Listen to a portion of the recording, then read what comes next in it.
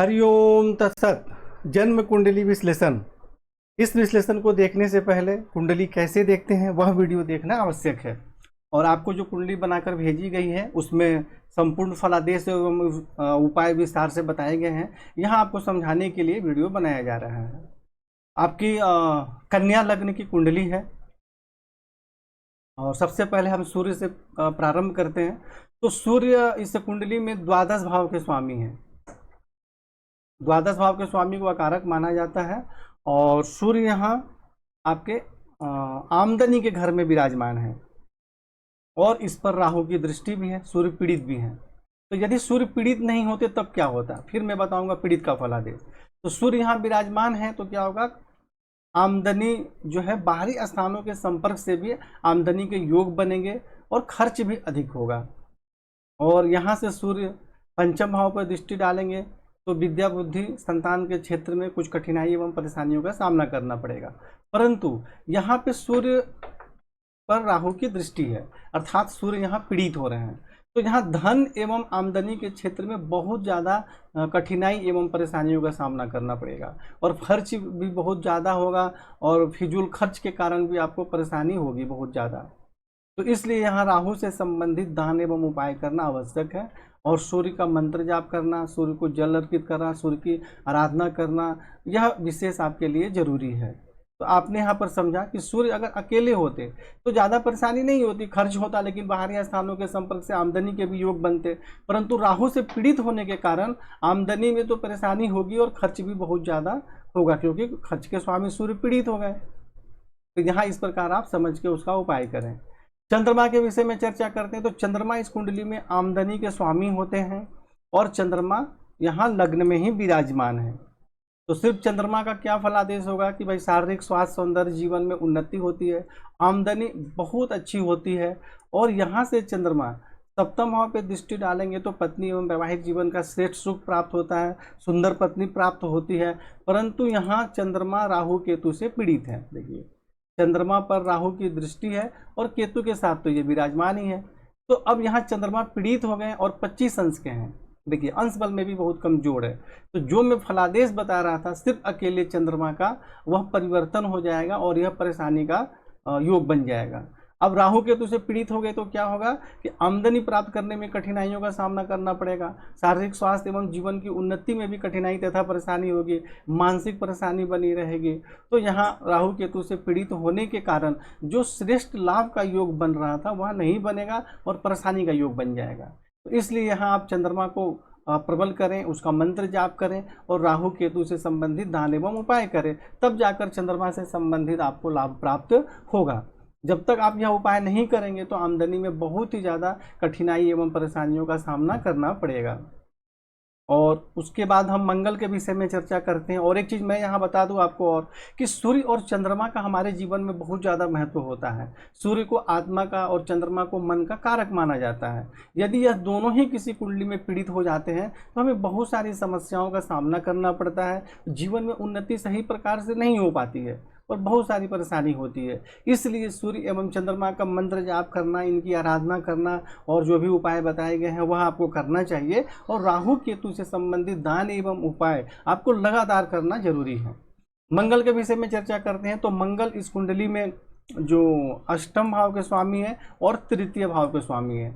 मंगल को इस कुंडली में प्रबल अकारक माना जाता है और मंगल यहाँ देखिए नीच राशि में विराजमान है। परंतु जैसा कि मैंने बताया पहले, खैर दूसरी कुंडली में मैंने बताया था कि लग्न या चंद्रमा से केंद्र में कोई ग्रह विराजमान हो जाते हैं नीच राशि में तो नीच भंग हो जाता है। दूसरी, यदि कोई ग्रह नीच राशि में विराजमान है और उसके स्वामी लग्न से केंद्र में विराजमान हो जाए तो भी नीच भंग हो जाता है।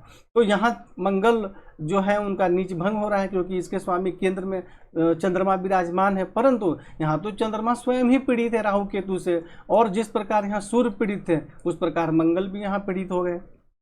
तो यहाँ पे नीच भंग होने के बावजूद भी बहुत ज़्यादा परेशानियों का सामना करना पड़ेगा। अब देखिए, यहाँ मंगल जो होते हैं पराक्रम के स्वामी होते हैं, अष्टम भाव के स्वामी होते हैं, तो अपने परिश्रम एवं अचानक लाभ प्राप्ति का भी योग बनता है, परंतु राहु से पीड़ित होने के कारण यह योग नहीं बनेगा और परेशानी के योग में बदल जाएगा। यानी कि आपको स्वास्थ्य एवं आयु में भी परेशानी होगी, आमदनी प्राप्त करने में भी बहुत ज़्यादा कठिनाइयों का सामना करना पड़ेगा, पराक्रम में भी परेशानी होगी, भाई बहन के सुख में भी परेशानी होगी। तो इसलिए यहाँ आपको राहु से संबंधित दान एवं उपाय करना तो आवश्यक है ही। यहाँ मंगल का आपको प्रबल नहीं करना है, मंगल का रत्न नहीं धारण करना है। मंगल से संबंधित जो सामान्य उपाय बताए गए हैं आपको, जैसे हनुमान चालीसा का पाठ करना, गाय को रोटी में गुड़ रखकर खिलाना, और भी बहुत सारे उपाय आपको बताए गए हैं कुंडली में, वह सब करें। लेकिन मंगल को यहाँ प्रबल नहीं करना है। भले ही मंगल राहु से पीड़ित हो गए हैं, क्योंकि मंगल इस कुंडली में अकारक होते हैं, इनको ज़्यादा प्रबल की आवश्यकता नहीं है, परंतु इनका उपाय तो करना पड़ेगा क्योंकि वह पीड़ित है। और नीच राशि में नीच भंग हो भी रहा है, परंतु नीच भंग करने वाले ग्रह चंद्रमा स्वयं पीड़ित है, तो यहाँ मंगल से संबंधित उपाय करना आपको ज़्यादा जरूरी है। और ऐसे व्यक्ति को, जिस प्रकार की आमदनी भाव के स्वामी चंद्रमा पीड़ित हो गए, आमदनी भाव में सूर्य पीड़ित हो गए, मंगल पीड़ित हो गए, तो ऐसे व्यक्ति को लक्ष्मी मंत्र का विशेष अनुष्ठान करना जरूरी है। सिर्फ ग्रहों के उपाय करने से जीवन में सफलता प्राप्त नहीं होगी। अब हम बुध के विषय में चर्चा करते हैं। तो बुध इस कुंडली में लग्नेश है और दसम भाव के स्वामी और खुद के घर में बैठे हैं। यह इस कुंडली में सबसे अच्छा योग है। पिता राज्य रोजगार का के क्षेत्र में सफलता प्राप्त होती है और आमदनी और रोजगार के क्षेत्र में बहुत अच्छी उन्नति होती है। ऐसे व्यक्ति स्वयं के व्यवसाय भी करें तो सफलता प्राप्त होती है, परंतु स्वयं के व्यवसाय के लिए सप्तम भाव को भी देखना जरूरी है, और सप्तम भाव के स्वामी जो है ये अष्टम भाव में विराजमान है। इसलिए स्वयं के व्यवसाय करने के राय में नहीं दूंगा, परंतु यदि ऐसे व्यक्ति कहीं भी जॉब करते हैं रोज और नौकरी करते हैं तो उसमें बहुत अच्छी सफलता प्राप्त होती है।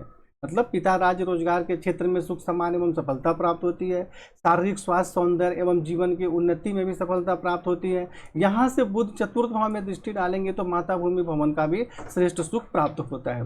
परंतु अब यहाँ देखिए कि बुध तो स्वराशि में तो विराजमान है, और परंतु अंश बल में कमजोर है। देखिए 27 अंश के हैं, बिल्कुल कमजोर हैं। तो कुंडली कैसे देखते हैं उसमें आपको बताया गया है कि ग्रह कमजोर और मजबूत कैसे होते हैं। इसलिए बुध से संबंधित श्रेष्ठ लाभ प्राप्त करने के लिए आपको बुध को प्रबल करना आवश्यक है। आप 7 कैरेट का पन्ना सोने में या पीतल में या पंचधातु में आपको धारण करना चाहिए। इसके बाद आपको रोजगार के क्षेत्र में बहुत अच्छी सफलता प्राप्त होगी। अब हम चलते हैं गुरु के विषय में। तो गुरु इस कुंडली में चतुर्थ भाव के स्वामी है और सप्तम भाव के स्वामी हैं, अर्थात कि माता भूमि भवन पत्नी एवं वैवाहिक जीवन के स्वामी हैं, और ये चले गए हैं अष्टम भाव में।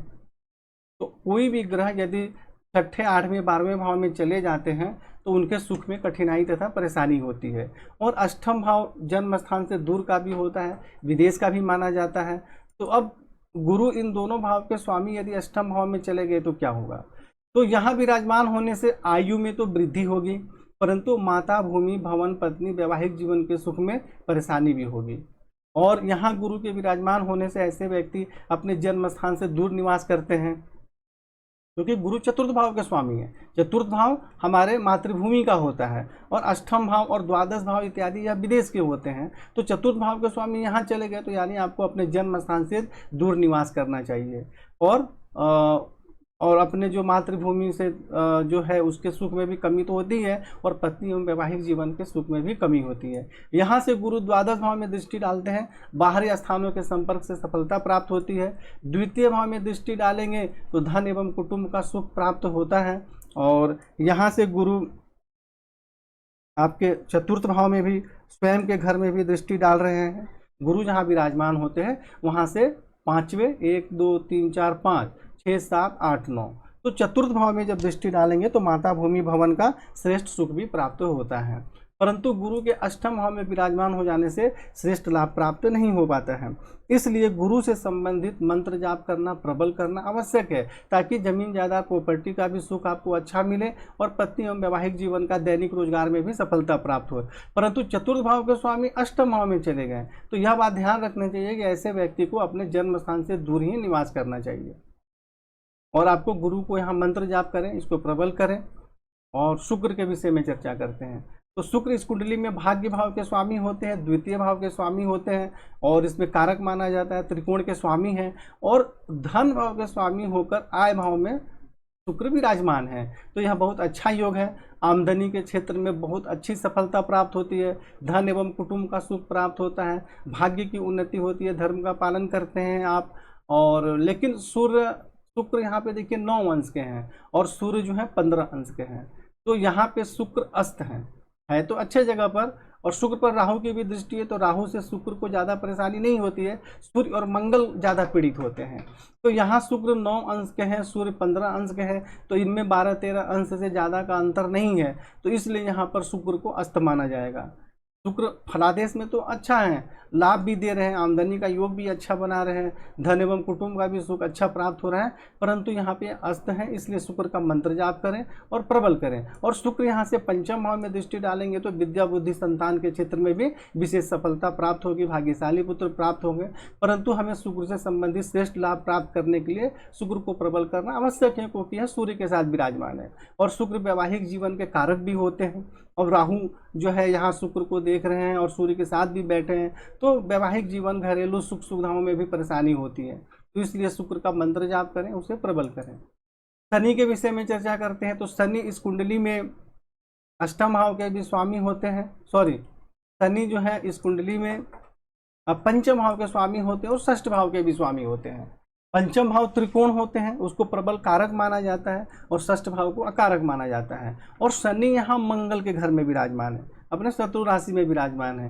तो यहाँ क्या होगा कि पराक्रम में तो वृद्धि होगी, परंतु भाई बहन के सुख में कठिनाई एवं परेशानी होगी। पंचम भाव में स्व राशि में दृष्टि डालेंगे तो विद्या बुद्धि संतान का श्रेष्ठ सुख प्राप्त होता है। शनि यहाँ से 9वें भाव में दृष्टि डालेंगे अपने मित्र के घर में, तो भाग्य की विशेष उन्नति होगी, धर्म का पालन करते हैं, उच्च शिक्षा अच्छी प्राप्त होती है। और यहाँ से शनि द्वादश भाव में दृष्टि डाल रहे हैं, परंतु यह सूर्य के घर में दृष्टि डाल रहे हैं, इसलिए यहाँ पर खर्च के मामले में कुछ परेशानी एवं कठिनाइयों का सामना भी करना पड़ता है। तो यहाँ पे शनि है कारक, परंतु यहाँ पे पंचम भाव के लिए तो ठीक है, भाग्य भाव के लिए भी ठीक है, परंतु तृतीय भाव में और द्वादश भाव के लिए अच्छा फल नहीं दे रहे हैं। और शनि यहाँ बिल्कुल मजबूत है, 21 अंश के हैं, परंतु वक्री भी हैं। वक्री होने का मतलब उस ग्रह में बहुत ही ज़्यादा मतलब अंश रहता है या पावर होता है या ऊर्जा होती है, ये समझे। तो यहाँ शनि से संबंधित आपको सामान्य उपाय भी करना जरूरी है। कोई बहुत ज़्यादा परेशानी तो शनि नहीं दे रहे हैं, परंतु शनि से संबंधित उपाय करना आपको जरूरी है।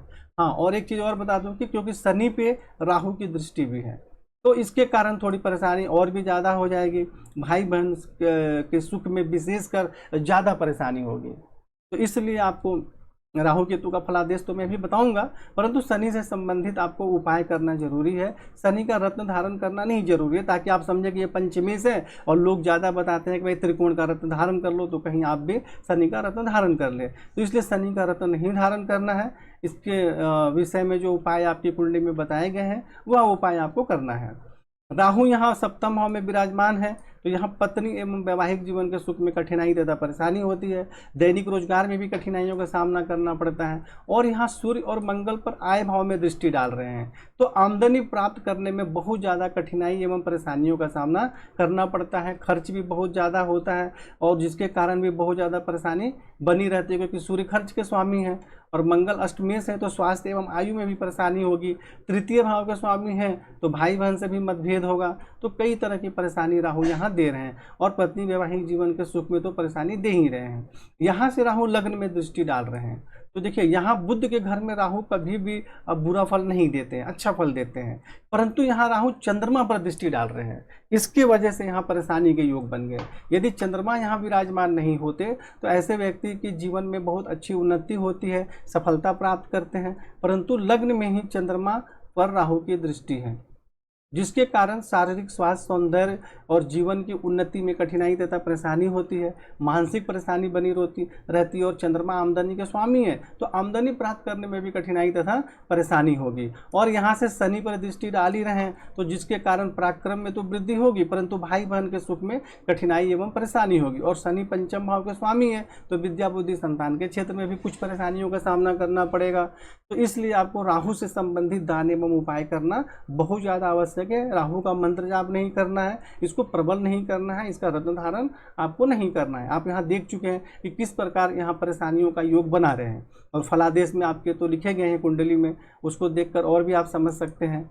केतु यहाँ लग्न में विराजमान है चंद्रमा के साथ, तो वहीं यहाँ पे शारीरिक स्वास्थ्य एवं जीवन की उन्नति में कठिनाई तथा परेशानी होगी, मानसिक परेशानी बहुत ज़्यादा होगी, आमदनी प्राप्त करने में भी कठिनाइयों का सामना करना पड़ेगा। पंचम भाव में दृष्टि डालेंगे तो विद्या बुद्धि संतान के क्षेत्र में परेशानी होगी। सप्तम भाव में दृष्टि डालेंगे तो कुछ कठिनाइयों के साथ पत्नी एवं वैवाहिक जीवन का सुख प्राप्त होगा। जिस प्रकार राहु बुध के घर में अच्छा फल देते हैं, उसी प्रकार केतु भी गुरु के फल में अच्छा ही फल देते हैं, लेकिन फिर भी इसका दान एवं उपाय करना अत्यंत आवश्यक है। नवम भाव में दृष्टि डालेंगे तो भाग्य की उन्नति में कुछ कठिनाई होगी, परंतु उसके साथ सफलता भी प्राप्त होगी। परंतु केतु यहाँ ज़्यादा परेशानी नहीं कर रहे हैं इन दोनों भावों में, लेकिन यहाँ ज़्यादा परेशानी कर रहे हैं पंचम भाव में, और लग्न में चंद्रमा के साथ जो विराजमान हो गए, यह सबसे ज़्यादा परेशानी के योग हो गए। तो इसलिए आपको राहु केतु से संबंधित दान एवं उपाय करना अत्यंत आवश्यक है, और शनि से संबंधित भी आपको उपाय करना ज़्यादा जरूरी है। तो इस प्रकार आप उपाय करें और जीवन में आगे बढ़ें। और आपकी कुंडली में विस्तार से सारे फलादेश बताए गए हैं, सारे उपाय भी बताए गए हैं। इसको देखने के बाद आप अपनी कुंडली को भी कर देखेंगे तो आप आसानी से फलादेश समझ सकते हैं, और इस प्रकार आप आगे बढ़ सकते हैं। और एक चीज़ बता दूं, आप बुध से संबंधित कोई भी कार्य करेंगे तो उसमें बहुत अच्छी सफलता आपको प्राप्त होगी। और यहाँ जैसे मंगल के ऊपर राहु की दृष्टि है और सूर्य पर भी दृष्टि है, तो आमदनी में तो परेशानी के योग बन रहे हैं, परंतु मंगल और शुक्र से संबंधित अगर भी कार्य करते हैं आप तो उसमें भी सफलता प्राप्त होगी। परेशानी का योग अलग है, वह तो है ही, परंतु जो ग्रह यहाँ पर एकादश भाव में विराजमान है उससे संबंधित कार्य में भी सफलता प्राप्त होती है। लेकिन सबसे ज़्यादा जो इस कुंडली में आमदनी का योग जो बनेगा या किससे संबंधित हमें कार्य करना चाहिए, तो वह बुध है। यानी इस पूरी कुंडली में बुध नंबर 1 है। यानी बुध से संबंधित अगर हम कोई भी कार्य करते हैं तो उसमें बहुत अच्छी सफलता प्राप्त होगी। तो आपको इन सब चीज़ों को छोड़कर बुध से संबंधित नौकरी करने में, जॉब करने में या उससे संबंधित कार्य करने में आपको विशेष ध्यान देना चाहिए। और बुध से संबंधित जितने भी प्रकार के रोजगार होते हैं वह हमारे वेबसाइट में सब दिया गया है, वहाँ से आप देख सकते हैं। तो इस प्रकार आप उपाय करें और आगे बढ़ें। हरिओम तत्सत।